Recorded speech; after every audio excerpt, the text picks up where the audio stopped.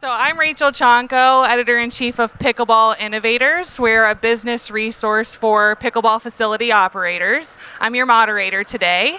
I'm going to ask each of our panelists on the topic of programming for clubs to just kind of go around and introduce themselves and share a little bit about what they do. So let's go ahead, and you've got the mic, so let's start with you down there. My name is Tenney. I'm with Swish. We're based out of Southern California, and we help run programming for clubs, leagues, ladders, round robins, tournaments, stuff around those lines. I'm Alex Greer. I am the founder of Funky Pickle Productions. We are a production company. We create recreational-oriented, entertainment-focused pickleball events. Different formats, live music, comedians. We just have a lot of fun and brings the social element out in pickleball. Good morning, everyone. My name is Vanessa Carrington. I'm co-founder of 365 Dink. Pause. I'm from New York, so I'm actually used to the subway interrupting a conversation, so this is good. What we do, we are a multi-club membership, so when you become a member of 365 Dink as a player, we get you access into clubs that are in our network. From the club's perspective, when you join our network for free, we bring you extra players. We reach outside of your demographic, and we bring you players that are traveling or visiting your area temporarily. Hello, my name is Grace Thomson. I'm from Boulder, Colorado. We are a non-profit pickleball club, so we are not a facility. And my role is to organize events, both competitive and social. And Linda also represents the club. Yes, my name is Linda Chilson, also from Boulder, Colorado, and I basically assist with everything Grace just described, so event planning and programming. Okay, awesome. Thanks, guys. All right, so we'll split up this first question into those that maybe apply to facilities and then maybe those that apply to just club, or if you're just a club. What would be your best, let's start with if you're running a facility, what would be your best piece of advice for someone who wants to do programming for their brick and mortar club? Yeah, great question.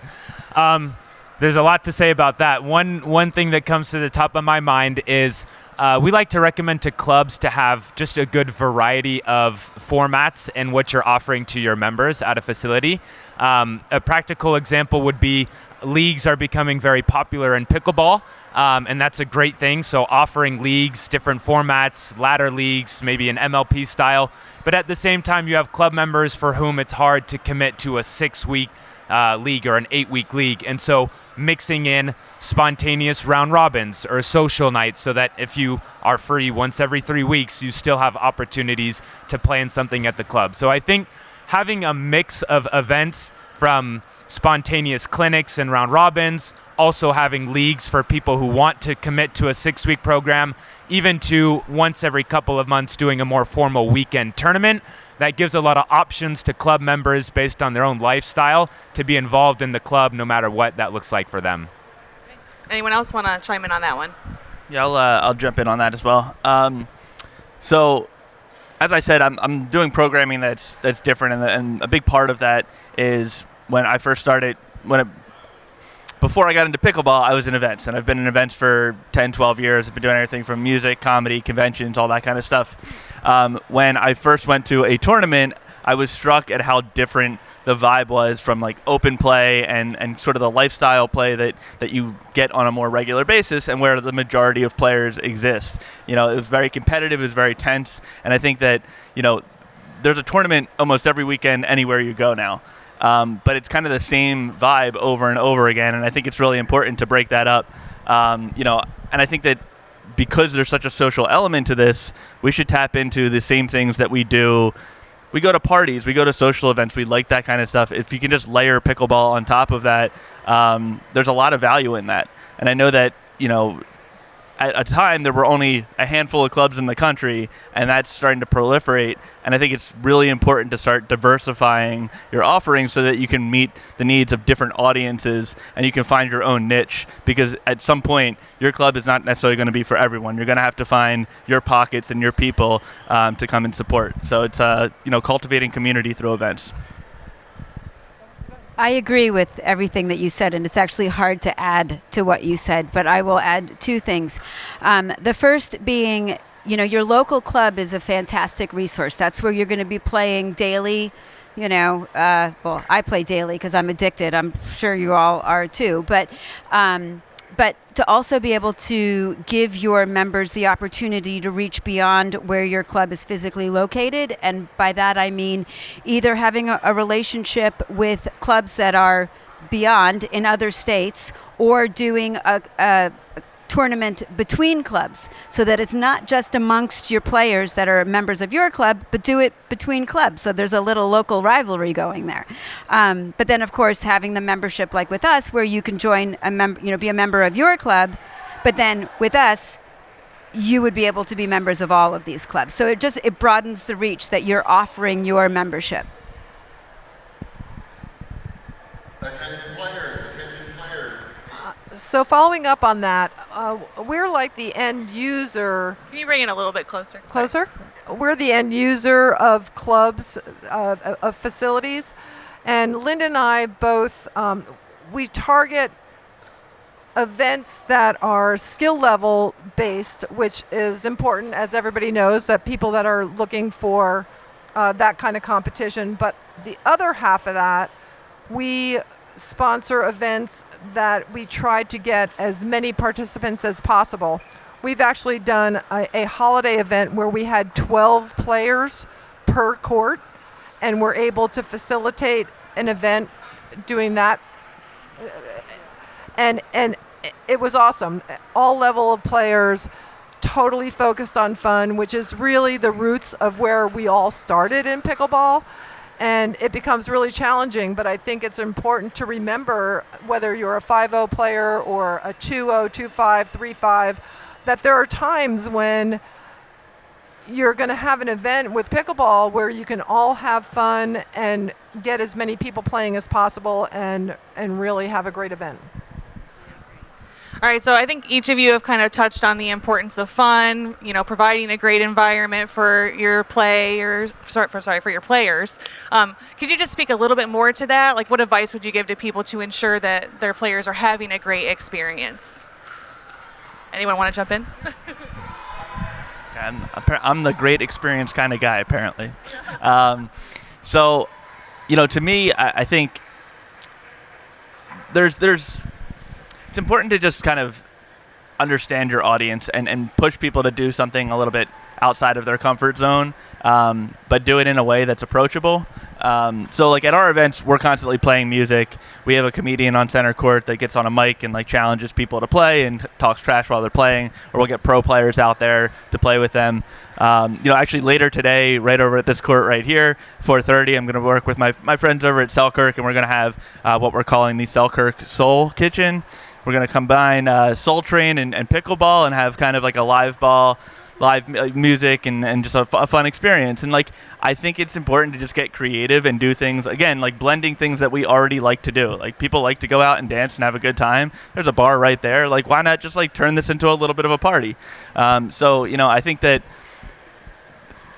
programming, the other part I will say is, one of the points of resistance that I met when I was first starting to try to grow this company was a lot of clubs stay insular, and they think that they can manage programming. I tell people, like, I want to come and bring a party, and they're like, oh, yeah, we can turn music on. And I'm like, oh, that's fine. You go ahead and do your thing. But I think it's important to invest in creativity and bring other people in the community and even outside of your community to help create new experiences for people.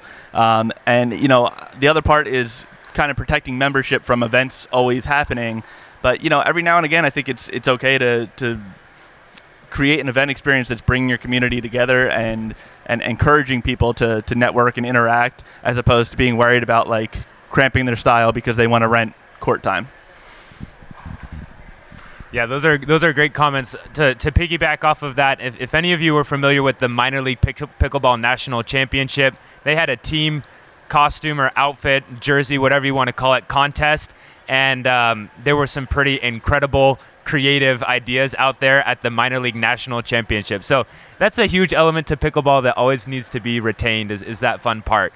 And I love that. So I'll speak a little bit more towards I guess the competitive side, acknowledging that you have to have both. I might have a little more experience speaking towards the competitive side, but knowing that you always need both.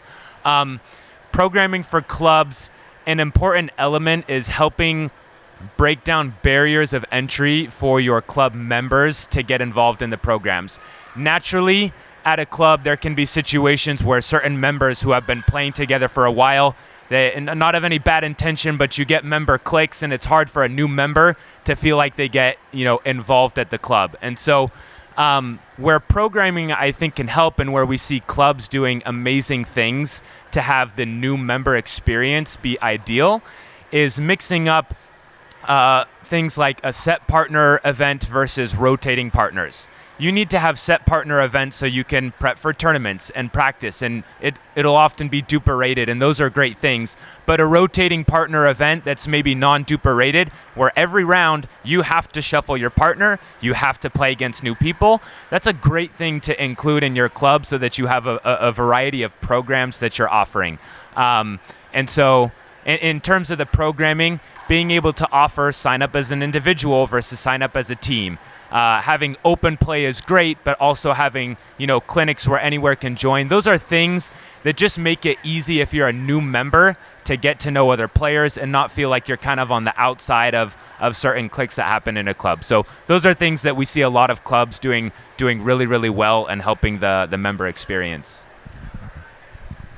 I'm really glad you brought that up, because one of the concepts that we felt was important in developing our company, and it is of no benefit to us as a company, but it was to ensure the continued growth of the sport, was the welcome court. And the welcome court is, instead of the challenge court, which we know, but the welcome court is for the new player to either the club, the facility that doesn't know, for example, who serves first, what side serves first, just those little things, or someone who's completely new to the sport and has heard all about pickleball but is terrified to go to a club by themselves. If they know that there is a welcoming atmosphere, and they know that there is a point that they can go to where they can enter the sport or the club, then it's more inviting for them to be able to come in and participate. Is less intimidating. So, piggying back.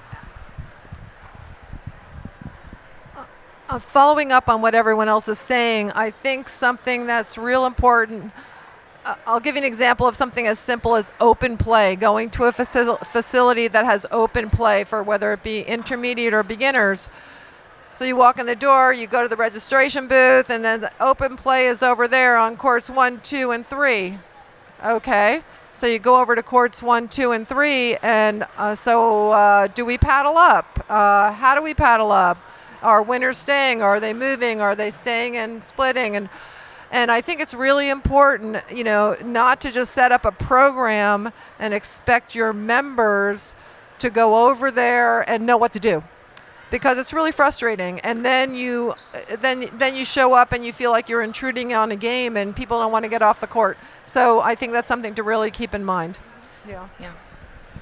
And just to follow up a little bit on the fun versus balancing that with competitive, giving everybody a good game, I think that's one thing Grace and I work really hard at, is for every event that people sign up for, we do try to group them based on their skill level, but at the same time, everybody's wearing a costume for Halloween, and we might have a funky prize in between, or everybody has to sing in between rounds and things like that. So you need to offer both. I think that's what we've worked really hard at, really trying to put together events that offer both. And we are currently working on standardizing formats for open play that we could turn into visuals on the court. So you walk up and you see how the open play works. I think that's another thing that we are trying hard to do, is standardize and make it visible for anybody to walk up and understand. Great points, guys. Well, let's circle back to like marketing and communication, which you kind of touched on a little bit. Because you can have great programming, but if no one knows how to participate, they don't know what the rules are, they don't even know what's happening, you're not going to have a successful program. So could each of you just talk a little bit about your marketing strategies, your communication strategies to ensure people are aware and just, understand what to do? Okay, with a given event, we would be sending out an invitation. Sometimes they're free, sometimes they're paid for. Linda and I usually always factor ourselves out because we're the monitors, and we will show up with a mic or a bullhorn, and you really have to be able to receive the registrants and monitor the event the entire time to make sure that it runs smoothly. And I think very often, like I alluded to a little earlier, is that very often you put the program on your court reserve and people show up and you've got someone part-time working at the front desk, and then they just send you over to a court and they really don't know what to do. And that's what we do differently, and I think we do a really good job of that. Well, I'm not going to say anything that's super exciting or new, but social media is absolutely my age group, it's like necessary evil. I don't totally understand it, but it is a goal to constantly improve our efforts on social media, because it does seem like that's where all of the information is passed along. And what I do like about social media is that it doesn't have to be serious information all the time. You can have fun, so touching back on the point of how you present as a company or as a club, have fun with it. Get the visuals out there. Get the music. Get the comedian. There you go. I think that's, it's kind of almost a whole nother panel to talk about social media and content and all that kind of stuff. And that's kind of a given. But, jumping on the trends and doing stuff like that at your club with your members, I think that always would connect with people. I'll even take this and reverse it a little bit. Communicate with your members so that your members can communicate with you. Start to understand why these people are members and why they're signing up and what they want out of the club. Maybe not even just, a survey is obviously one way to do it, but maybe there's creative ways to do something as part of your open plays or your social events where people can actually give feedback and create input and maybe even come up with event ideas. I think it's really important, instead of just kind of shouting into a void and hoping that you're hitting on the right things, maybe they're saying, another tournament, or we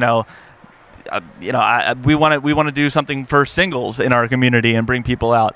You don't have to guess. All of these people, you have all of their information. They've signed up. They've paid you. You can extract a little bit more information out of them for their own benefit, and it's especially if you make it very clear that this is to benefit them. Give them a voice, and then you'll nail it on programming because you're literally giving them what they're asking for. Yeah, those are fantastic comments. On the communication side of things, something that we see a lot of clubs do is on every single court, you can have QR codes to a member group chat. And so it's super nice as a player if you get a message from other club members saying, hey, we're putting together a game and we need a fourth or we need an eighth, someone dropped out. And then the administrators will also use that. That's a quick way to reach your club member base. If you're putting on a clinic or a unique event and you need, additional club members, just having a communication channel that's easily accessible is super important. That sounds super obvious, but we're having a discussion about it because there's room for, I think, more involvement in it. So it sounds very obvious, but just having that accessible right on the court. So if you're a member, you get involved right away. The first couple days and the first week as a new member at a club, that experience, those moments are crucial. And so make sure that you're getting in contact and communicating with your members early. You're going to help the player experience. Yeah. You just mentioned QR codes. Could each of you maybe speak to some of the technologies that you're using to support your programming, if any? I'll put in a plug for Swish. That does a lot of good programming. On the communication side of things, we have group chats, but I'm actually curious to hear. I know there's a lot of creative content using Canva, using social media. I'll pass it to others to tell more about what you've seen that's been creative on that side of things. Or even for scheduling or whatever. Yeah, and I can plug Swish because we've used it for one of our events. And specifically, what I thought was really cool was the individual sign up and the rotation. That is, I tried to do it myself through spreadsheets and everything else, getting people to rotate and change courts and all that kind of stuff. It can get very complicated and cumbersome. And Swish actually has a specific scheduling software that you can use to plug in all these individuals, and then they automatically switch them from court to court. So, I think what's awesome is, you're pushing boundaries and going in new directions and trying new things. Team software, this is like a thing that I really battled with, when pickleball kind of exploded.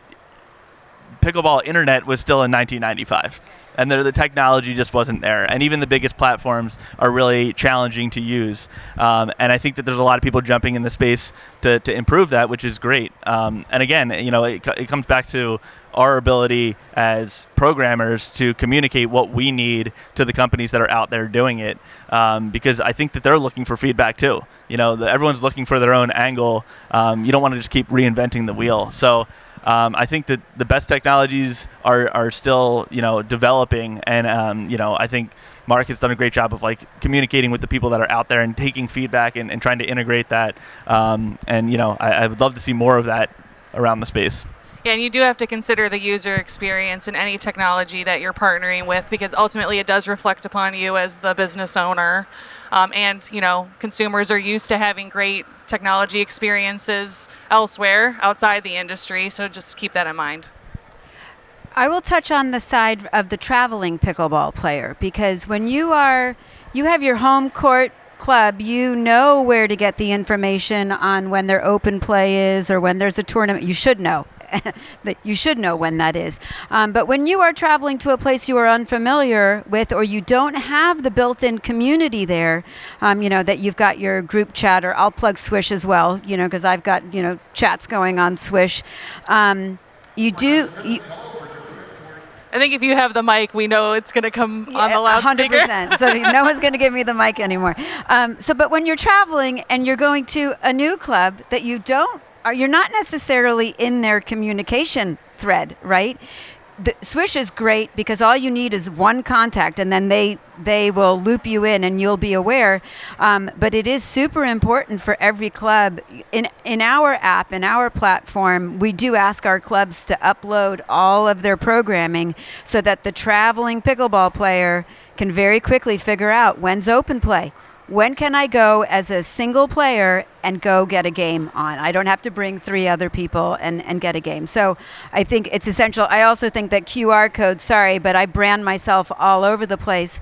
There's probably one on my back too, on my shirt or something, but use it. Yeah, you can come scan me later. For our club, when we were first forming, we tested a bunch of different software using the idea in our heads is what would be easiest for our members, and we ended up choosing Wild Apricot, which helps us with club management, communication, scheduling events, sending blasts out. And the reason we chose it is it had the most expansive features along that line, and it also had an app for your phone that our members could use most conveniently. And now we're looking for something that might be along the lines of what Swish is helping us with running a ladder. We can schedule the event, we can get our roster, but now we need to plug those people into the actual tournament software of some kind or ladder software, so we're not manually trying to run the event and move people into different courts or brackets as the tournament ensues. So that's where we are with our technology. Awesome. Well, let's pivot to learning lessons. You guys have all, done programming for clubs. If you guys could save maybe the audience members a mistake, what would that be? Yeah, maybe the biggest mistake you've made that they could learn from, or you could hopefully prevent them from making. I got to think about this one. I don't do programming for clubs, but I will say that one of the mistakes to try and avoid is when you get your member, yes, you've gotten their money, but you need to work to keep them. You need to make them happy and continue to woo them and listen to them. That's my 2 cents. We can speak to this with the software. You're always improving. It's a living thing. So anyone who has used Swish, you probably have ideas in your head about a bug or something that you would like improved. And you've probably experienced it. And so that's the nature of our business. And so one thing that has helped us is just crowdsourcing from users. What do you want to see next? What do the club members want to see next? What can we improve? And so I think that people and club members, people are more forgiving than sometimes we might think. And so when it comes to programming and the member experience, if somebody comes to your club and has a bad first experience, as long as you're communicating with them and showing that you value them and soliciting good feedback, you're going to win their loyalty. People want to see that you're invested in them, the person, and their experience. And so that's an important element to it. Yeah, and I mean, I'll reiterate what I said before and what's been said just now. The communication with your membership is crucial.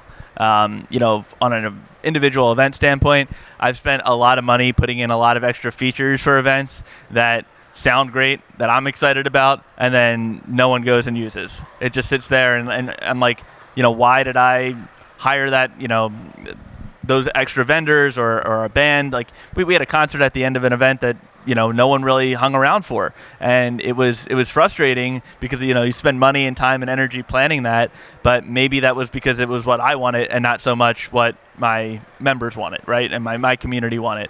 So I think that's just important to just always remember that, like, it's not about you and what you think is best for your club. It's about what your membership wants out of your club and wants, so just avoid doing more than you really have to do.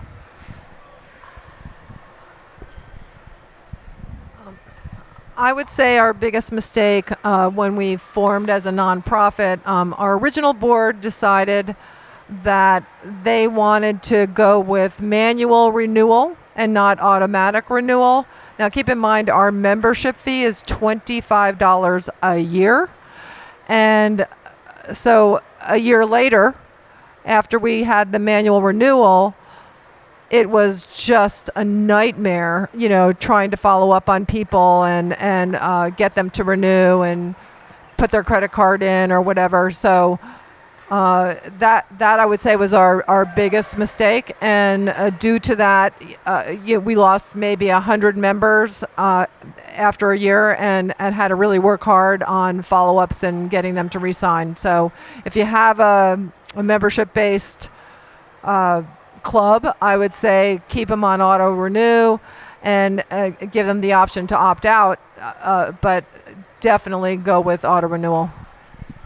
Not just from a logistical standpoint and the administrative side, but if you are a club owner and you are thinking about potentially selling your club one day, the valuation of your club will be significantly higher if your membership is on auto renewal as opposed to manual. So you definitely want to have it on auto renewal with the option to get out.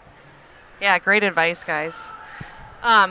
Let's go back to, talking a little bit about players. There's players who are at different levels. We've got beginners. We've got different ratings. How do you manage that from a programming perspective? Big question, I know. Well, we are right now using a wild apricot software, and within that there is a skill level field that's self-rated. initially, when we were planning events, that was the skill level we used to group people by court to make sure everyone had a decent game at our events. Then when the duper system became more prevalent, we are now having people join duper, join our club within duper, and then we are using the duper scores to group people. And that has its pros and cons. Some people don't want an event to be duper rated or duper affected, so we're working on having some events that are and some events that are not. And then within that, that's not perfect either. So we are talking now about considering doing a local rating that we use locally within our club play, if that makes any sense, because a 3.5 to our club in Boulder might be different if you go to Kansas City and join a tournament at 3.5. So we're trying to come up with a local rating that we can then use maybe in balance with duper to decide court groupings when we have events, because we definitely make them fun with costumes or themes, but people, bottom line still, most people want a decent play game even at a fun event. So Grace and I work really hard at making the events fun, but also level specific, so people also feel like they had a good game. And balancing the rating systems is just something that you have to kind of use the national maybe along with the local and use your judgment. And the technology, duper, it would be great for them to talk to all of these different software applications for the actual tournaments and round robins, so we don't have to manually enter a rating for each player. Makes sense.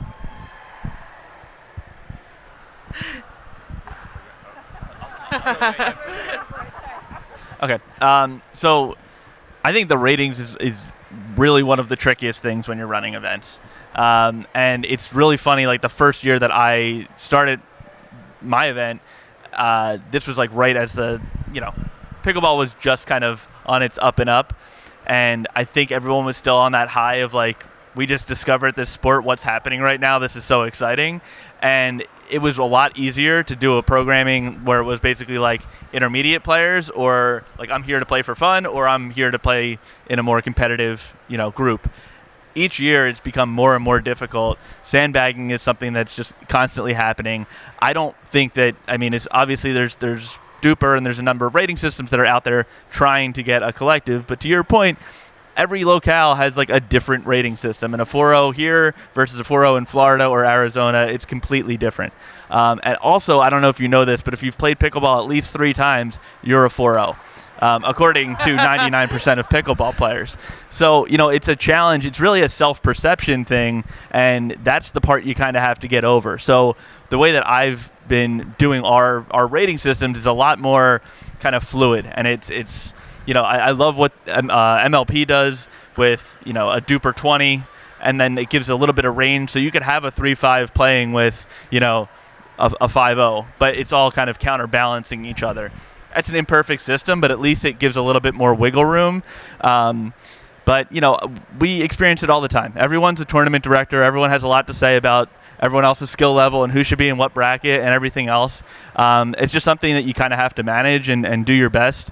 And again, listen to feedback. But, I think maybe if there's a way to ask questions to your members when you're onboarding them, and it's not just like rate yourself, it's maybe like a little bit about their game, and then you can kind of give your own evaluation and help guide them to programming. That could be a new way to do this and get a better understanding of who they are and what they're looking for. That's fantastic. I'm a 4.0 player. Unless we're playing for prize money, I'm 3.0, and I'm going to I think along those lines, I mean, these rating systems exist because there is value there and players enjoy it. And so we're a Duper API partner, so we advocate for the importance of having those Duper events. But then speaking to the non-rated part of things in this comment, because that's super important. One of the nice things in programming about having some non-rated events, this is particularly true for the traveling situations because of the locale differences, is having those more social-oriented events make it very easy for guests, for people traveling to get into your events. If everything is kind of gated, barriered by whatever rating you use, that makes it a little bit harder for people who are traveling and looking for those events. So having a mix, and that mixture is going to be unique to every single club. It all comes back to, we see clubs where 75% of things are using a rating system. We see others where it's 10%. And so you need to understand your member base to give them the appropriate mix, but always having some baseline social element is very important. Awesome. And just to add to that too, I remember when I started playing pickleball and I walked onto the court and did not have a clue what I was doing. In retrospect, those first few games that I played with people who were so welcoming to me and realized, we're going to play that game now because she does not know how to keep score. She doesn't know where she's supposed to stand. Let's keep that alive. We've got to keep that going because that is what is magical about this sport, is that there is a community. There is a community not only in your local club, but when you travel as well. And so long as we keep that energy going, that pickleball is known for that, we will overcome any rating discrepancy or, growth. I'd like to add to that because that was such an important part for me. Like, I was one of the youngest guys to go out on these courts and play with a group of people that were sort of like the old guard in pickleball, and they were so excited to welcome me, and that was when the sport was still kind of up and coming in the last couple of years. It's very quickly, gotten very clicky, and people only go out with their four, and even in open play, people will stay together and avoid groups. And I think that, to some extent, this is the responsibility of clubs, that they need to maybe institute something of like, I've always heard an 80-20 rule, like, 80% of the time you do what you want to do, but 20% of the time, like, get out there and play with people that are just learning the sport. And you know what the beauty of pickleball is? Even if you're playing with a group of players that are beginners, you can still individually work on something. Don't hit a drive, only hit drop shots, work on your corner dinks and things like that. Like, there's so much that you can do individually. And I think it actually helps you. It's like the same thing when you go out and you do service work in your community. Like, think of it that way. Like, you're giving back. You're helping grow pickleball. And that person that's playing for their third time, there might not actually be a 4-0 now, but soon enough, they're going to be playing at a higher level. Maybe they're going to even be better than you. So you have to just, like, kind of look at it from the perspective of, you were there once. No one started this game and was suddenly great, and like it's our responsibility to keep fostering that excitement for the sport. All right, great advice. I'm just going to ask maybe one more question or two more questions. Before I do that, does anyone in the audience have a question they'd like to ask the panel? All right, you want to come up and here. So since pickleball is so diverse in the programs that we can offer, from leagues to different skill-based clinics, what is the secret sauce in the marketing component of, I guess what I'm asking is, what is the frequency you're messaging your members outside of social media, like directly into their email? Like, how often are you communicating? Because there's so many different things that we can offer, and sometimes one time isn't enough, right? You have to do multiple emails. So it's just, what's your guys' recipe for that? Great question. Anyone want to jump in? So she was asking about just like internal marketing, like in terms of email marketing, like what's the secret sauce there in terms of communication? So like maybe how many emails, frequency that you would send out? That's a really good question, and I'm not sure if there is an actual secret sauce answer for that, but I would say it's balancing between being a good resource for your members, that you are providing them with valuable information, and not inundating their inbox with information. Sure, you always have something that you can tell them, but if you feel that it's exciting for them to know, then it's relevant, then I would say send it, but don't feel obligated to have it be at a specific set time unless the information in that communication is relevant and important to them. Yeah, I would just add to that because we send a lot of emails. I mean, we all know how many emails we're getting. So yeah, I think that's great advice. Just be considerate. Make sure you're just sending out what's actually needed. Otherwise, it's going to become white noise. Yeah, and I mean, I would just add to that. My local club, we get like a what's in the week ahead kind of email, and it's like a once a week kind of thing. And I mean, you can easily opt out of that, but something like that is simple, and I think spamming people and telling them about every open play that's happening or this thing and that thing, like, again, white noise, not interested. It's one of the 28,000 emails that are in my inbox right now. So yeah, I think it's kind of finding your rhythm, and maybe even doing something where like you're asking for engagement on an email and see how much response you actually get. Obviously, all of your email blast systems kind of have tracking, and like take note if only 28% of people are opening up the emails, then like maybe you need to adjust your frequency or the way that you're approaching it. Yeah, and there's lots of different. There's HubSpot, Campaign Monitor. There's SurveyMonkey or whatever else you're using to e-blast out people, but all of them will provide analytics as to like open rates, click rates. Just make sure you are checking it regularly so you have a baseline. So in our with our software, we're able to target our emails by skill level or duper ratings. So when we organize the competitive events, if you're a 3.5, 3.75, let's say upper intermediate, we're able to send emails just to that group. And so that's why it's really important for us to have duper ratings or skill level ratings in our system, and we try to update that. Those go out. Well, our sweet spot has been a week ahead of for events. For our larger events, that would be maybe skill level / social events. So that would be an event that might be 50 to 100 people in a facility. Those events we will send out probably 3 weeks in advance, and that's kind of the sweet spot there, because those will fill up usually within 3 or 4 days if it's a social event. Okay. I guess to end, my final question is just any final pieces of advice for the audience on programming for clubs? Be brave, try anything, go for it, have fun. That's exactly what I was going to say.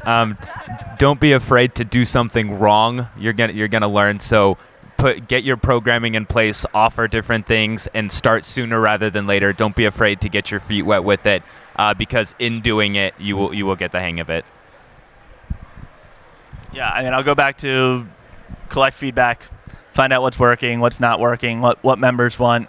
I would also even say, like, you could put an example programming schedule out there and say, like, does this, who likes this? Does this look like the right amount of programming? And yeah, I mean, just go for it. Like, try different things. Welcome in new ideas, new people to your clubs. I say this a lot, and I think it's really important as more clubs pop up. Like, I came from the event world. I work with a lot of different venues.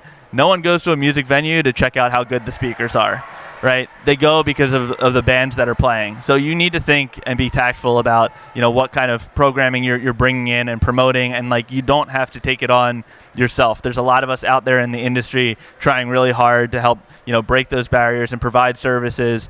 And sometimes you have to think more about what your members want as opposed to your bottom line, because in time, if you're getting it right with what the members want, that bottom line is going to show you. So to spend a little extra, to do a little bit more, to say like, hey, we're going to outsource this just because it makes our life a little bit easier, like that kind of stuff, it's worth trying, because you never know what might come out of that.